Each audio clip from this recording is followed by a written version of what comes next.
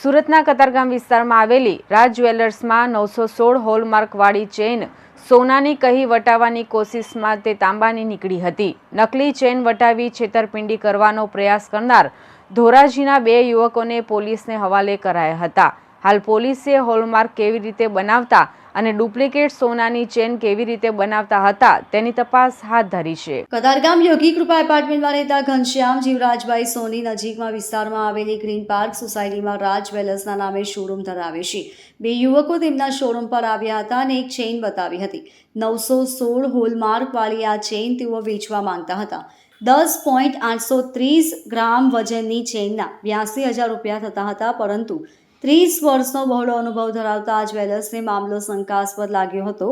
Advance પેટે તેમણે 5,000 આપી 1 કલાક બાદ બીજા 77,000 રૂપિયા આવીને લઈ જવા કહ્યું હતું।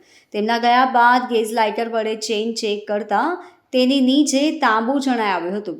નિયત સમયે બંને આવે તે પહેલાં જ આ જ્વેલર્સે કતારગામ પોલીસને બોલાવી લીધી હતી। બીજા નાણાં લેવા આવેલા ધોરાજી બરહાનપુરના અફાન આરીફ જાનુ હસન અને પ્રિયંક જગદીશ ગોધાસરાને ઝડપી લેવામાં આવ્યા હતા। 916નો હોલમાર્ક તેઓ કેવી રીતે બનાવતા હતા, તેમણે બીજા પણ અન્ય કોઈ ગુના કર્યા છે કે કેમ તેને લઈને પોલીસે તપાસ હાથ ધરી છે। Bureau report LK star news, Surat.